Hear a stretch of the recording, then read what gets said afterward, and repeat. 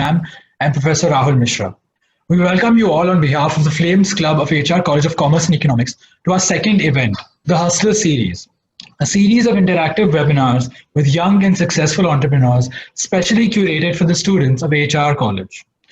We would like to thank each one of you for gracing us with your presence and joining us to better understand the world of racing and esports in episode 1 of the Hustler series. Before we proceed with the event, I'd like to give a short introduction about the committee. The Flames Club of HR College is the newly formed committee of the BMS department created to organize events related to finance, management, and education. We at Flames strive to achieve perfection with focus, passion, determination, and hard work while nurturing young talents to go beyond the regular and excel in putting the best foot forward. We have a short introduction video of the club, so I kindly request Tuti from our team to share her screen so that we can have a look at this video.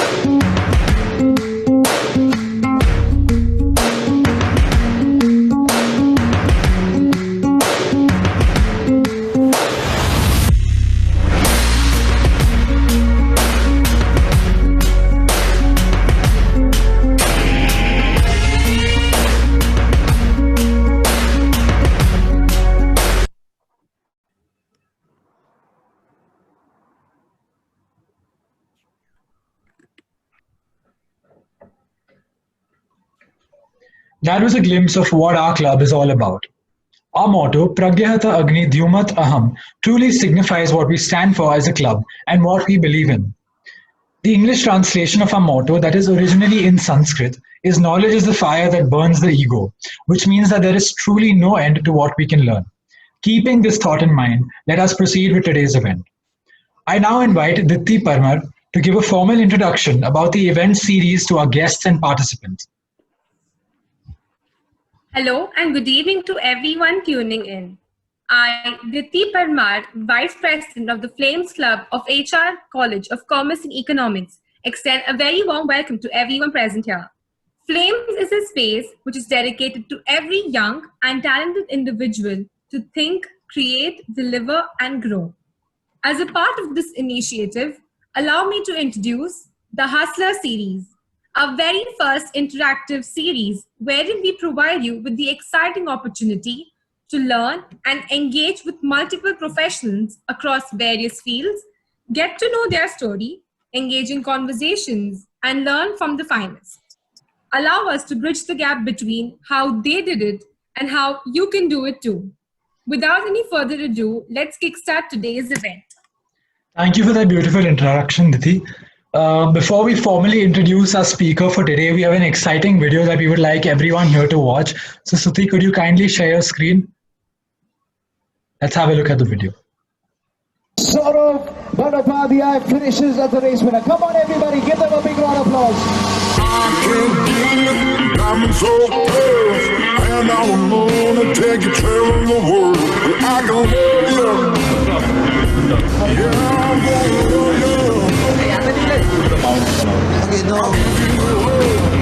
All I got, fast wines, baby, I am not. It's gotta love you. Yeah, I'm gonna love you. I'm gonna love you, baby. Cross my heart to hold you, darling.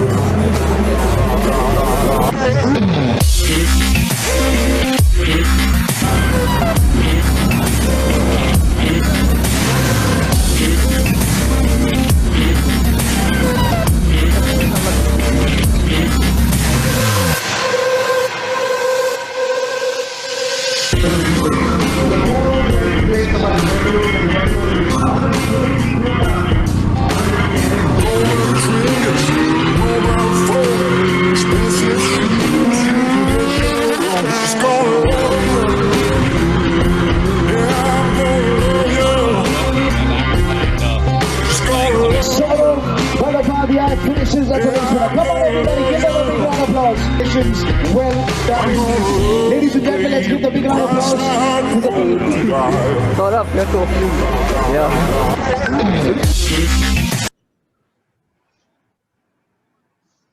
All right, I can't wait any further to move forward with the event and finally hear our speaker today. So without any further ado, I now invite Shrivar to formally introduce our guest. Shrivar, please do the honors. Saurabh Bandyopadhyay is a professional race car driver and entrepreneur. He has over 10 years of racing experience, including national karting, Asian karting, saloon racing, and Formula racing. He's a multiple race winner in the Volkswagen National Championship. In his free time, he also coaches youngsters in karting and is an instructor for Jaguar's Art of Performance Tour.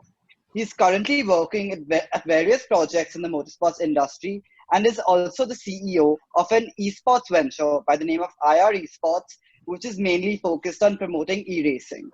Without further ado, I'd now like to call upon Saurabh Bandyopadhyay to get this event started. Hi everyone. First of all, I should say the video that you saw was shot and edited by Shrivar. So he actually traveled with me for one of my races and did a brilliant job, helping me. And then in his free time, he shot that video and edited it. And he is one of, so in IR Esports, he's one of the top guys and he's been doing a brilliant job.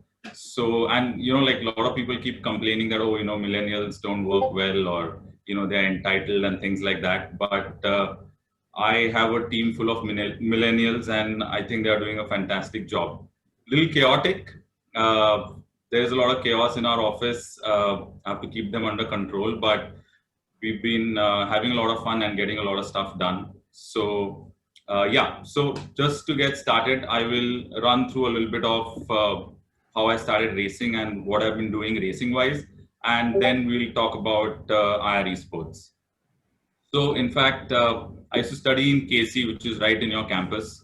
I started racing when I was studying in KC. I was a little naive, so I didn't know how expensive the sport is, which actually worked out in my favor because honestly, if I knew how expensive the sport is and how difficult it would be to make it work, maybe I wouldn't have even given it a shot. So obviously, when I started, I was just having fun at karting tracks in Mumbai, trying to understand how the sport really works. I met a bunch of guys who were karting and they had taken some training already. So they were trained and they were much faster than me. So I just started driving with them and learning from them. And then while I was karting over weekends, I was like, okay, let's see what this whole national championship thing is all about. So I went with those friends that I made at the track. We showed up at a national championship with absolutely no clue what we were getting into. Showed up there, did a decent job, and we were like, okay, that's not bad, Now how do we do this formally? So that's where I met my coach, and then I took my first formal training. And as soon as I did that, I realized how expensive this sport is going to be. But it was kind of too late. I was pretty passionate about the sport and I was like, okay, I want to do this. But right from the beginning, funding was an issue. So I spoke to my coach and I'm like, look, I'm willing to work. So I started working for his team, whatever admin related work or whatever little work that could be done to assist him run his team, I used to do. And in fact, I even learned how to work, and that was karting. We started with karting and then you move on to race cars. So I even learned how to work on my own race cart and, so I could reduce the cost of having a mechanic and things like that. So yeah, right from the beginning, I was trying to see how I can reduce my costs. In fact, all the time I had to travel for races. So initially, me and a couple of other guys, we used to travel by train and not just by AC or something. We used to travel by sleeper class also at times. And we used to stay in really, really cheap and shitty hotels. I hope I'm allowed to use that word. Yeah, we used to stay in really, really bad hotels and travel, trying to save as much cost as possible. In fact, there was this one instance where we didn't have the budget to transport our carts from Mumbai to Coimbatore. So we dismantled them and carried them by train.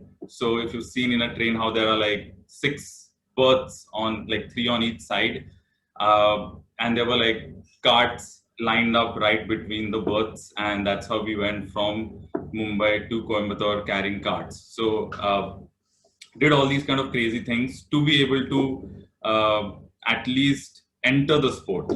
And obviously parents saw the passion and started helping a little bit, but it's a very expensive sport. There's a limit to what my parents could do.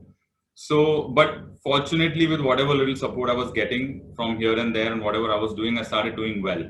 So that was an encouraging thing. So obviously parents kind of stretched themselves to fund me as much as they could. But I could see that, you know, without funding, it's going to be an issue. So right when I was in college, I was like, okay, let's try and go and raise some sponsors. And social media was not that big a thing back then. So it was just about, you know, pitching to sponsors, telling them, okay, you put branding on my car and, you know, give me this amount of money, which didn't really make sense to a sponsor. So it took me, I tried for 2 years, and the 3rd year I finally got a sponsor. And that's when I was graduating, and I actually did a good job in the entrance exams for post-graduation, and parents were really excited about it. I was not. But fortunately Volkswagen Motorsport came to India that particular year, and I got selected as one of their drivers. So I told my parents, okay, you know what, I'm going to take a break for a couple of years, and I can always come back to studies whenever I want to. But right now I need to go after this full on. So with that performance and with that little sponsor funding, I went ahead and moved on to cars from karting. But obviously it was really bad. Like the first season was horrible. Second season I started doing well, started getting some podiums. Sponsor was happy, I was happy, and I was like, okay, you know what, now I can figure my way around it. Also, so like if you're playing any other sport, like if you're a cricketer or if you're a boxer, right, you can practice every day. You don't need to spend to practice. Okay, you can practice. Practice is cheap. Whereas here, if I have to go practice, I have to rent a racetrack. I have to travel to a racetrack. I have to hire a race car. I need an engineer to work on the race car. So it's crazy expensive. And so this is 10 years back. I started looking into what race drivers abroad were doing, and many of them were using racing simulators. So I was like, okay, you know, this thing can be pretty cool. So I got myself a wheel and a pedal set, hooked it up to my PC, and I started practicing on that. And I started getting really, really good. And my competitors had no clue what was happening, because one race I'm like 7th, 8th. Next race I come back, I'm like 5th or 4th. And then the next race I come back and I'm like 2nd. And they're like, what is this guy doing between races? So in fact, once I understood how useful this was, I really went into all these racing games and things like that. And once I was going for a race to Malaysia, and I had no experience on the racetrack, but I learned in the game how to build the track. So I spent a few weeks figuring out how to build the racetrack that I was going to drive on in the game. And I drove thousands of laps on that track virtually. And when I went to that race, even without having driven over there and having international competition, day one, first session itself, I was 2nd fastest. And everybody was like, what just happened? So, I mean, you got to figure out your way. So I was doing whatever I could.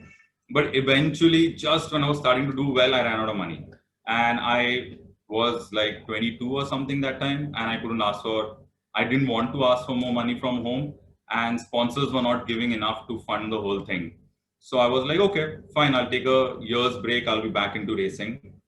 Obviously, an overly optimistic goal. So I started looking for things to do. So that 1 year goal eventually stretched to 4 years. And so I'll go a little bit in detail about those 4 years, because they were really, really horrible. And the fun stuff is always visible on social media and everywhere else, you know. But the horrible stuff nobody really talks about. And if anybody has any sort of goal and is looking to do something big, you know, you need to be prepared for the horrible stuff, you know. And everywhere you read stuff, nobody's talking about the horrible stuff, because it's not fun to read and fun to hear about. So obviously I went into a forced break with a 1 year goal. and I started working on some projects, started thinking of what I could do, which could help me get back into racing. Obviously, didn't happen in a year, and then I could watch all my competitors win at the same time, and that time Instagram had not started it was Facebook. So I could see their posts and things like that, and it really pissed me off. So I started staying off Facebook, and I was filled with hate and jealousy and a little bit of insecurity as well. And we talk about a lot about positive emotions these days. On social media, everybody's talking about being positive and grateful and things like that, and how that helps in life. Trust me, the negative emotions are equally powerful.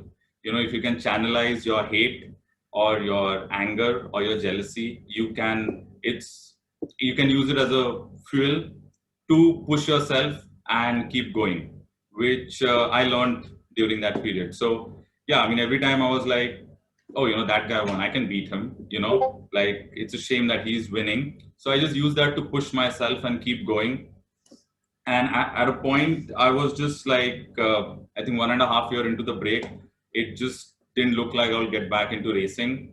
And so I remember I just started telling myself that you need to move, because when you're good at something and you want to do it and you're not able to do it just because of finances, it really messes with your head. So I was like, okay, I need to get up, get out of my house, and I need to move. So I started waking up in the morning and going for a run. And I could barely run like 2.5-3 kilometers. And I used to run uphill on a nearby hill. And so one day I'm running like an old man, and I see this kind of healthy guy who's way heavier than me, just like overtakes me and is uphill. And that like really pissed me off. And so I just tried to like outrun him, and I reached the top of the hill faster than him. So that guy was really, really nice to me. He's like, hey man, you seem to be really fit. You should do this half marathon, which is there like in 25 days time. And I was like, how much is half marathon? He's like, that is 21 kilometers. And I'm like, wow, that's not possible. But I kind of wanted to convince myself that I can set ridiculous goals and get them again, because for 1.5 years, I had not hit any goal. So I was like, okay, let's set a goal. So in 25 days from that day, I went from like 3 kilometers in half an hour to running 21 kilometers in 2 hours at that marathon. So I was like, okay, wow, like I still got it. I can still set ridiculous goals and, go get them. But how in movies you see that bad things are happening and suddenly you do one good thing and life changes.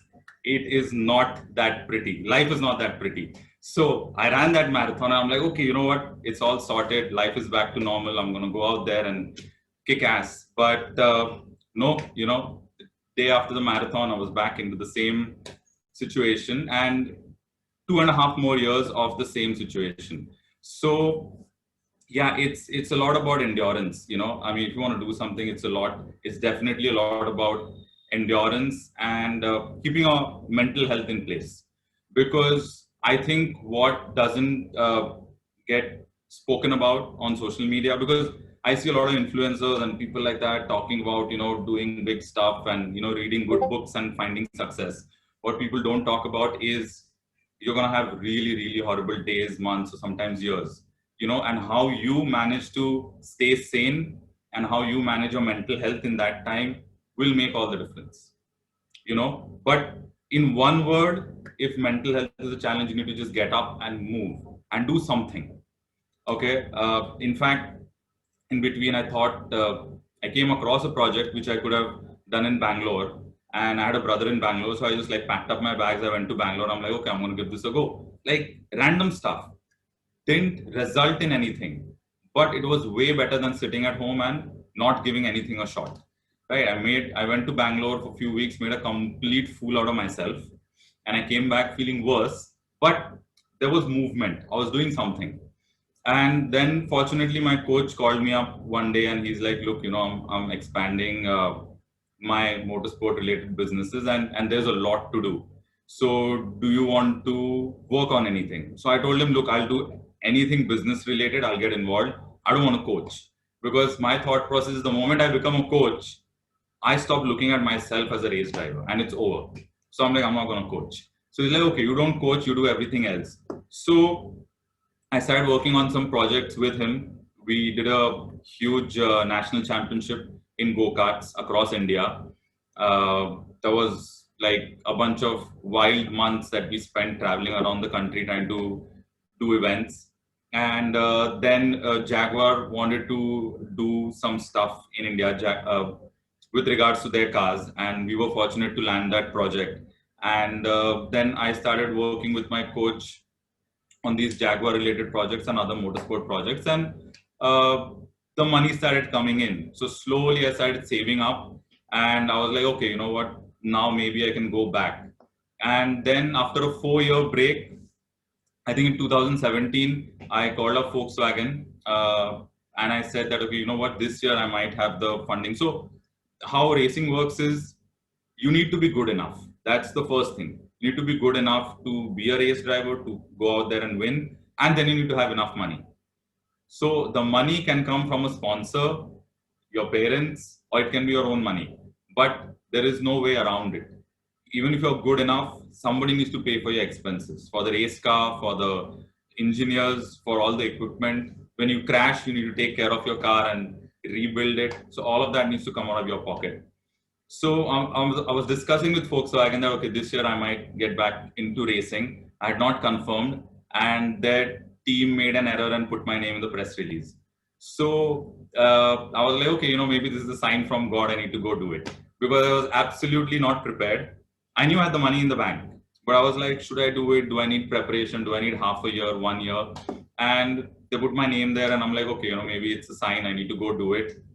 So I just went for the race, having not at all practiced in all those years. Obviously, I was physically very, very fit, and I had driven a little bit on the simulator, but I was completely unprepared. So lap 1, and they had built a faster race car than what I had driven. So lap 1 on day 1 of the championship, I go out of the pits. I'm excited. I'm like, yeah, I'm back. And I go spin the car, make a complete fool out of myself. And I'm sitting in the car waiting to get help. I'm thinking like, shit, you know, like I paid up all that money, opened my big mouth, put up on social media, told everybody, did I make a mistake? You know, do I still have it in me? Because like I was 27 and I felt way better than I was at 18 because I was fitter and healthier now, but I was not sure. So I'm sitting in that car thinking, oh shit, Saurav, you know, like maybe you made a big blunder. So what I want you guys to understand is you'll never be 100% sure in your mind. You're never going to have like a stable, confident mindset. Like, oh, you know, I'm the best. It's all good. I'm sorted. I can handle it. You're going to have self-doubt, fears, insecurities all the time. Everybody has that. It's about how you manage that or how you shut it out. You either manage it maturely or sometimes you just like shut that part of your brain and just focus on your thing and go do it. So yeah, so the first race coming back, I finished 5th. Second race again, I finished 4th. But yeah, I was working incredibly hard on my fitness and on my simulator at home. Third race, I went there and I was the fastest. And again, everybody had no clue how that happened because all my competitors had been racing in the 4 years that I was on a break. But the thing is, I was way hungrier, and I think to a level I was desperate. I was desperate to prove it to myself and to everybody else that I can win. So by the third race, I was the fastest, I was winning. And by the 4th race, I was dominating. So we even had like a guest driver, the Chinese champion from the Volkswagen Championship. So they bring along the champions from China and South Africa. So the Chinese champion came down to India and I beat him as well. And I dominated the Indian grid big time. So I was like, okay, you know, not that bad a decision, obviously.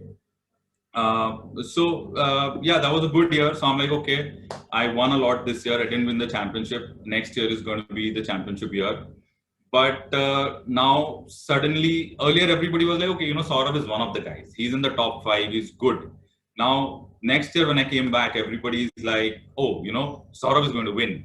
And from being like an underdog or like one of the guys, suddenly, if I was not fastest in a session, everybody's like, oh, what happened, man? And I buckled under that pressure. I was never used to being the favorite or, you know, never used to that kind of expectation. And so I was mentally not there. I was mentally weak. I was not strong enough to be a champion. and I had a lot of bad luck. Out of 11 races, I had 3 brake failures. And somehow I was holding on to second place in the championship. So I was like, okay, last race, I'm going to go wild and I'm going to go win the championship. And a week before the championship, I had this cold and I was like, and it was persistent, it was not going. And exactly 7 days before the race, I collapsed in my shower. So then I had to go do a test and it turned out to be dengue. So my doctor is like, you have to be bedridden for like 14 days and things like that. And I'm like, no way. Like, even if I don't win the championship, I want second or third. I want that trophy. I want that attention. So I have like a bunch of whiteboards at home. So I wrote a ridiculous goal on my board so when you have dengue, your platelet count goes down. And that's the biggest challenge. So my platelet count was going down every day. So Monday, Tuesday, Wednesday. And I had this big goal on my whiteboard saying that this will be my platelet count on Thursday. And on Friday, I'm going to take my flight and go race. So I didn't hit that goal, but I told my parents, I told my doctor, whatever it is, I'm going.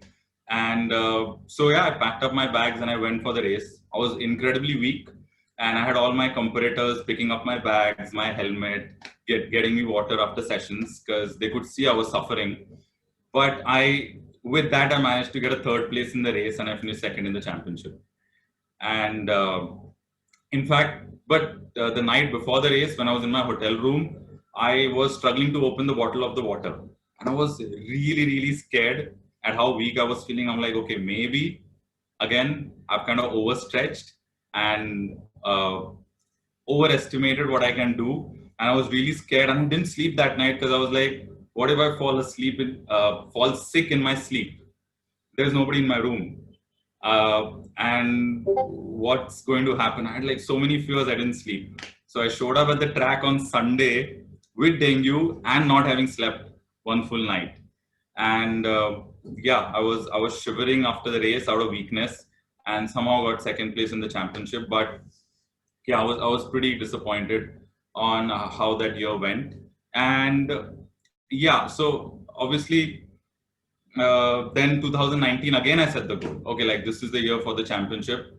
But the competition was incredibly high this year. And I had some serious, like my competitors were as prepared as me. And I went a little too crazy this year. I made a lot of mistakes, went a little wild, had a bunch of crashes and things like that. So again, I was leading the championship till the last race and I lost the championship in the last race. So, but again, to be honest, it came down to not being prepared enough because I'm working all year long. Now to fund myself, right now I am working on multiple projects with my coach. So as I mentioned, we're doing something with Jaguar. Then I started coaching kids. Then we have a track in Mumbai at Badala called as Ajmera Indy Karting. So I kind of look after that. Then we were like, okay, esports is a growing thing. We need to be there. So these are 4 projects that I was working on and I was going and racing. Plus on the team, we had somebody on the business end who was partnering with me along with my coach and he kind of quit. So I suddenly had a lot of load. So most races I used to turn up without preparation, sleep deprived. Even right now I'm sleep deprived. But I would, even Shrivar is sleep deprived because last few days we've been at the track till 2:30 in the morning. And then we've been coming back at 11 a.m. and Shrivar sits on his table with 3-4 cans of coffee for the whole day. And he keeps having coffee and surviving somehow. So, I was not prepared in 2019. And the challenge, my competitors were way better prepared than me. But obviously, this year we had the South African champions come down to India and I beat them. So did improve a step this year. But I guess what I'm trying to tell you is if you're not constantly improving, there are guys who are working incredibly hard to come and beat you. We have this culture now of all positivity and I'm all for positivity. But what you have to understand is if today everybody starts earning 1 lakh a month, okay, that will be the new poverty line. okay, let's say the whole population starts earning 1 lakh a month, that will become the new poverty line. So if you have to stand out, okay, you're always going to have to do something exceptional. You need to push yourself a little bit harder. You need to keep improving yourself. Otherwise, somebody's going to come and match you or challenge you. And I'm being honest enough to say that I was not prepared in 2019. I mean, I've been the most hardworking guy. I've been dominating. I didn't even imagine somebody would manage to work as hard as me and come and challenge me. So yeah, you constantly, I mean, if you have to win, you have to beat the other guys. If you, I mean, even in business, yeah, objective is you focus on yourself and you do better, but you have to beat the other guys. It's not about hatred, it's not about negativity, but if you're not up for it, if you're not up for that battle, then when you're setting a goal, you need to know what you're getting into. If you're not ready for battle, if you're not ready to feel that pressure and keep improving all the time, and when necessary have that killer instinct to go and destroy your competition, it's not going to be able, you're not going to be able to do something big, you know. So there's an illusion of that rosy picture, and if you want to set a big goal and go out there and get it, you need to be out of it, and you need to be have an honest understanding of what you're getting into, or else you should not set that bigger goal, because then it just leads to frustration, you know, and then it leads to frustration, self-hatred, because you have these huge expectations.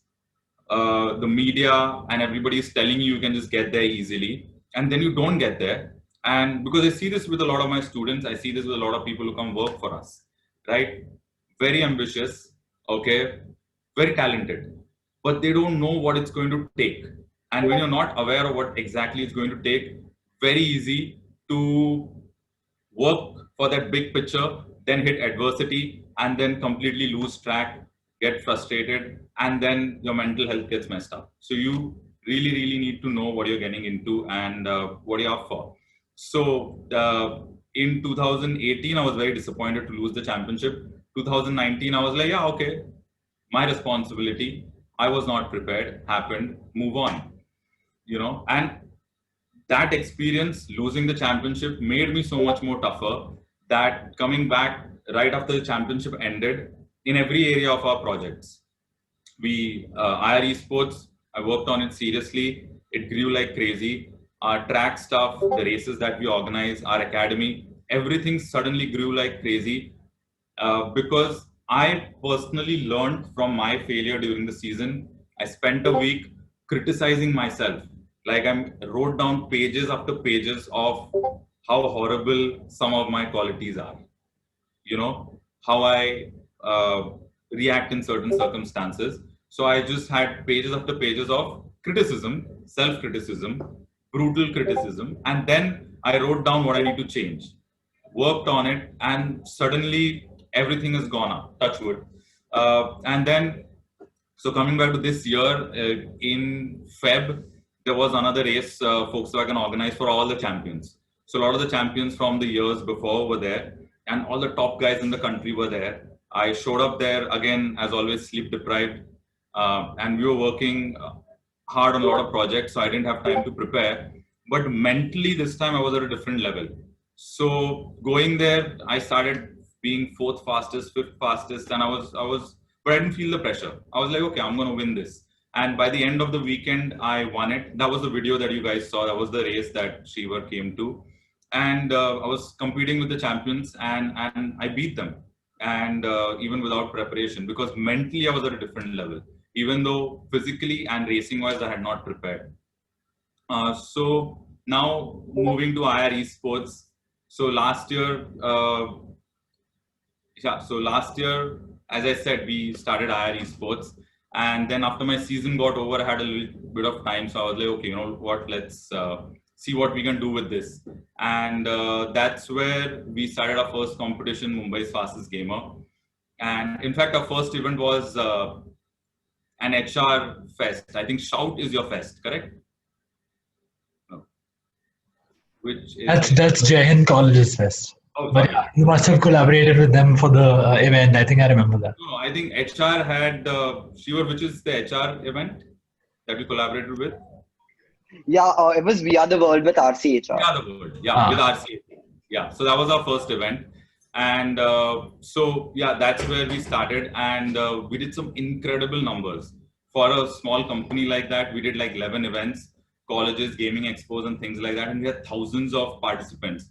And seeing that, we had one of the top gaming expos in India collaborate with us. So this year, before the lockdown, we were preparing to go to 17 cities with that gaming expo, with our simulator competition. And we were super pumped. And I should say that Shrivar was one of the guys instrumental in making Mumbai's fastest gamer big. So, and this year was looking really, really great because we had this thing, IR Esports was doing great.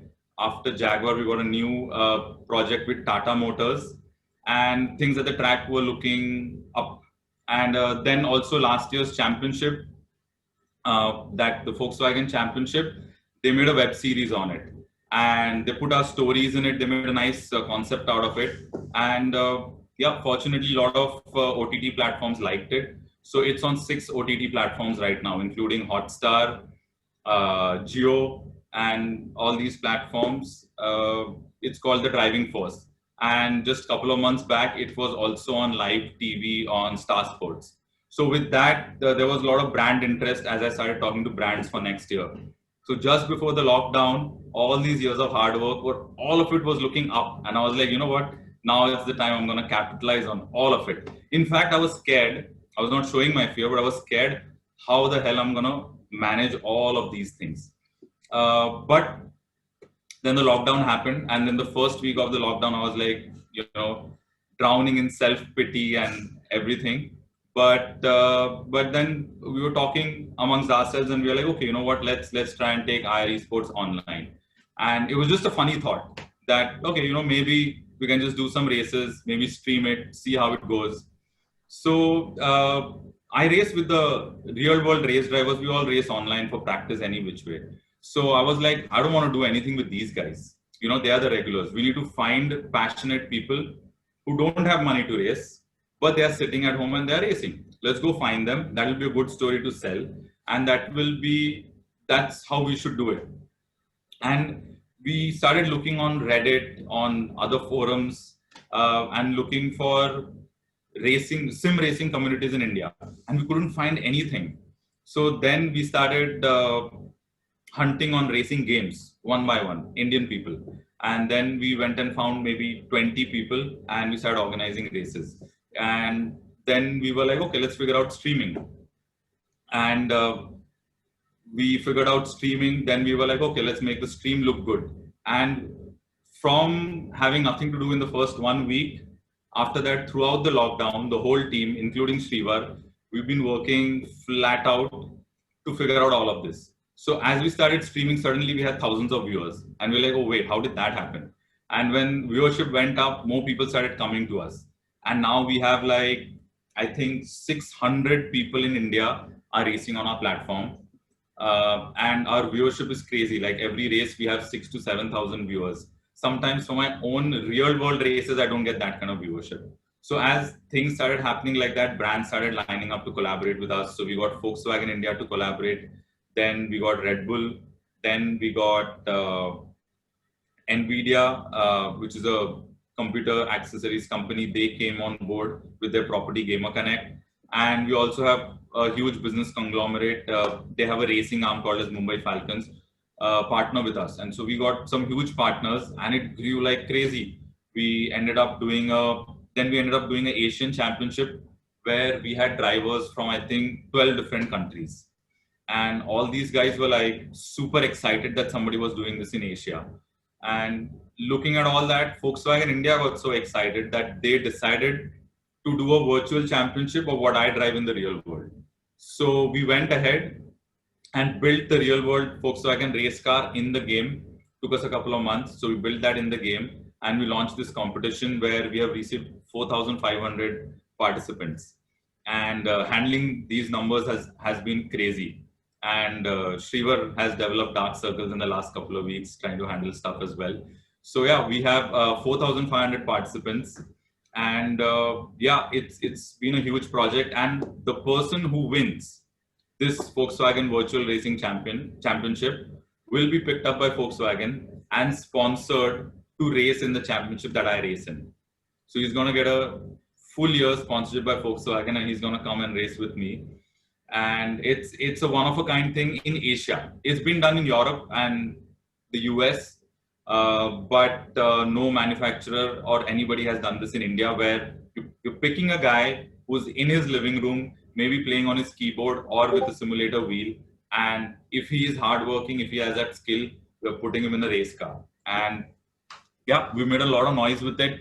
And it's surprising from how depressing it looked in the beginning of the lockdown for us as a company, because all our activities in motorsport are outdoor.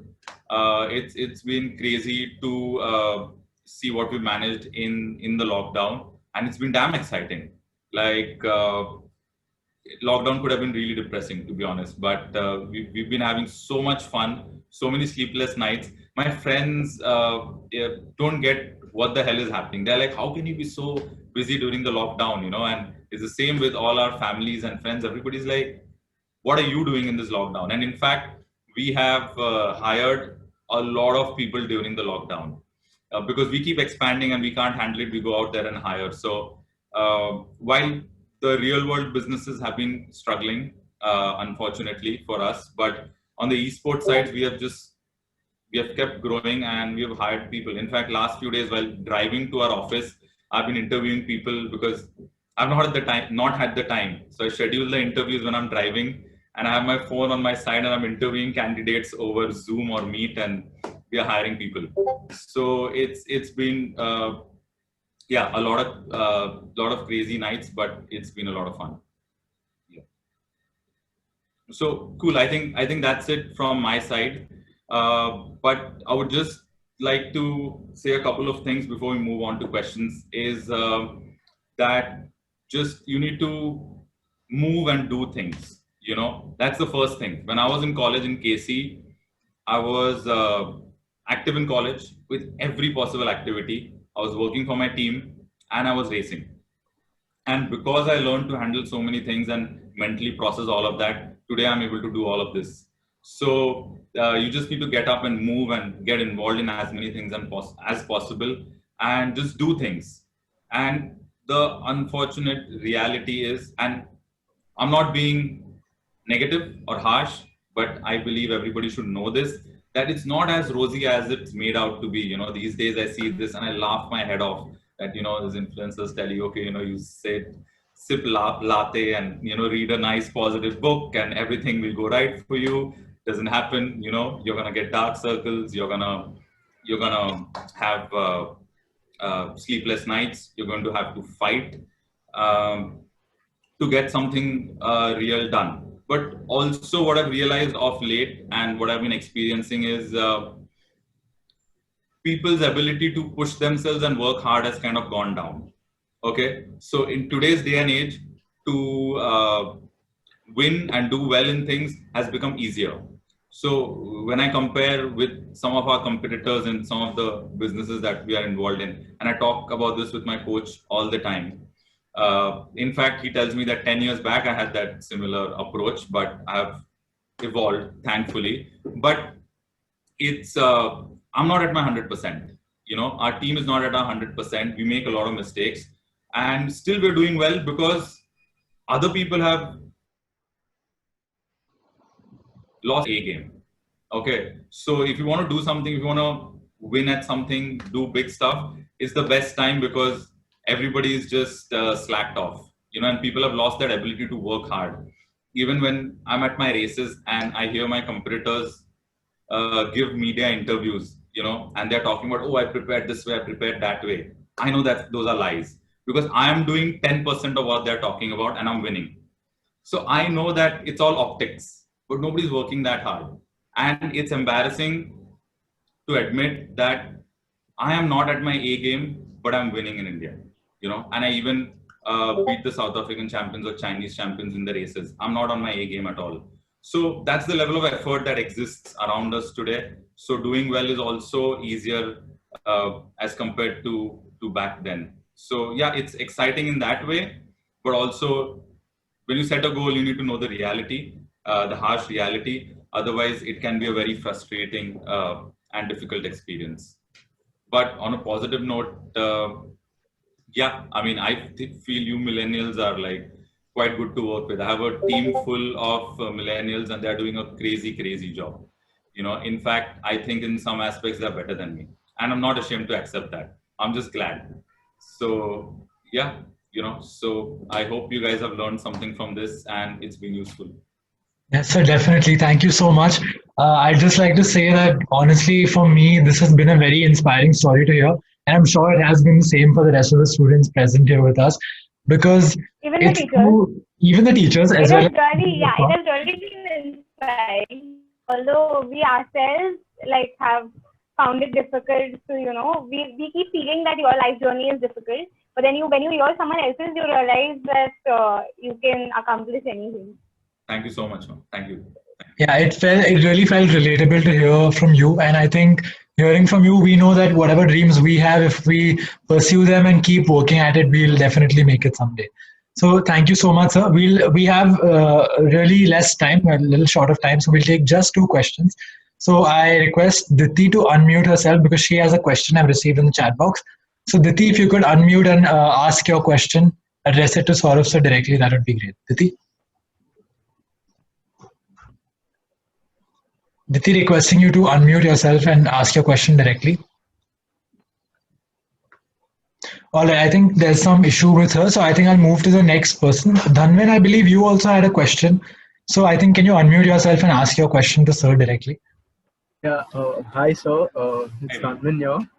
So I was really inspired by your story, and I agree that everybody has to go through the struggles to get to some point in life. So after hearing your story, so I can understand you have been through many highs and lows in life, and I just want to know that every person has that one inspiration that gets him through, even if he's at a bad point in life, which gets him through that phase. So I would like to ask, what was your inspiration that kept you going? Well, I think I don't have like one particular inspiration. I do keep reading a lot.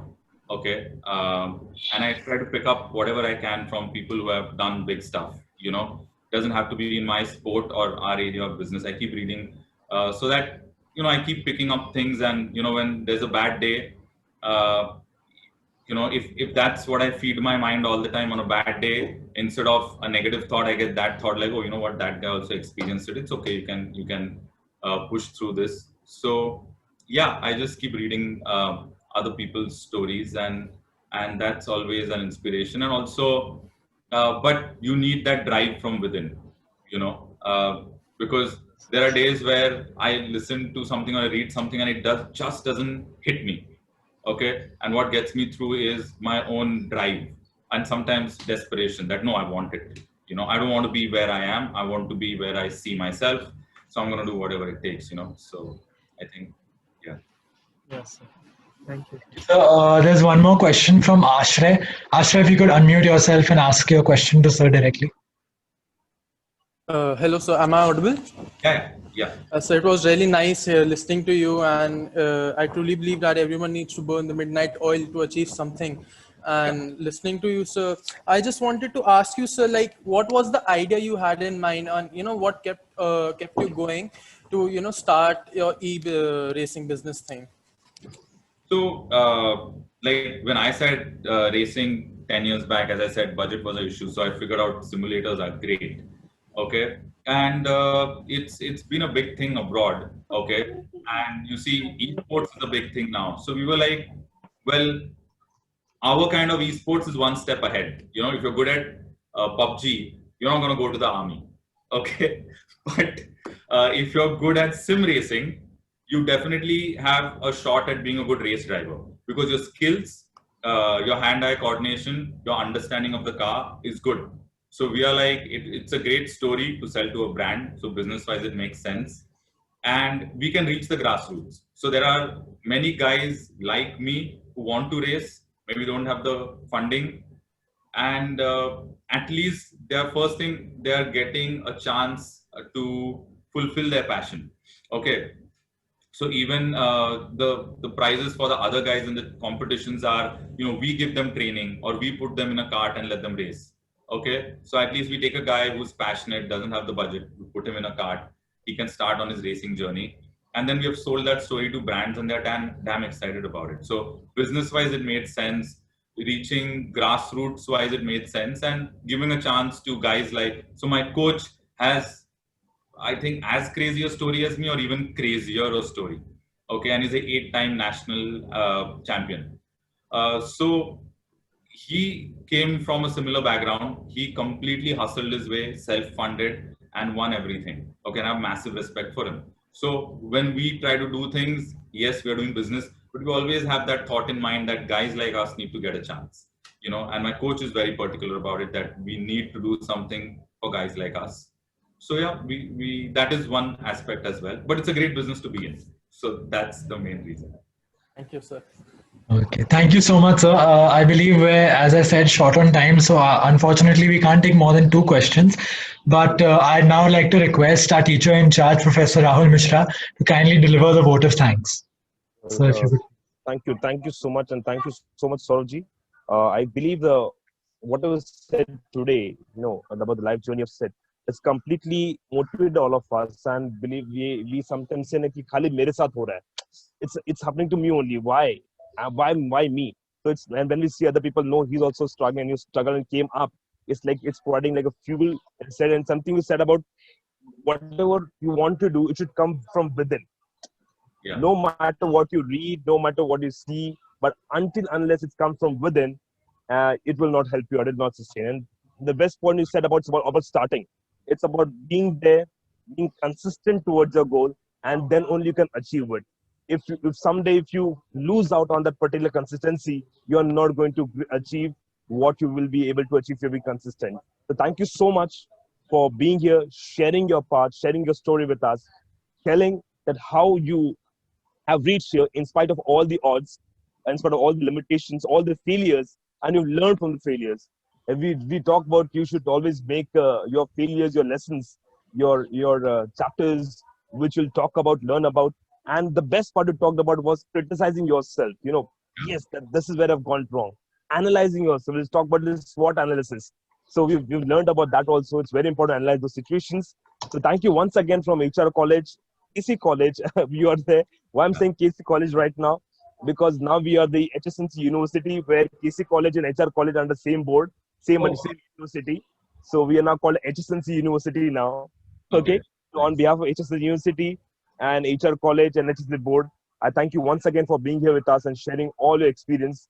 And I'm hoping that you come again when FY joined us with more of your lessons, more of your programs, and we will love to host you again for such kind of sessions. Thank you so much for having me here. Thank you so much. Thank you so much, everyone. Ashra and Anvil can end the meeting. Yes, sir. Before we conclude, I'd just like to request Yashasvi to formally conclude the event for us, and then we can end the meeting. Yashasvi, if you could unmute and formally end the event for today. Am I audible? Yes, you're audible. Okay. So that marks the end of today's event. We sincerely hope you enjoyed it as much as we did organizing it. Flames promises to keep inspiring you with insightful sessions by such incredible hustlers like Saurabh himself. So do look forward to the next episode of our Hustler series. And until then, stay happy, stay healthy. This is Team Flames signing off. Thank you, everyone.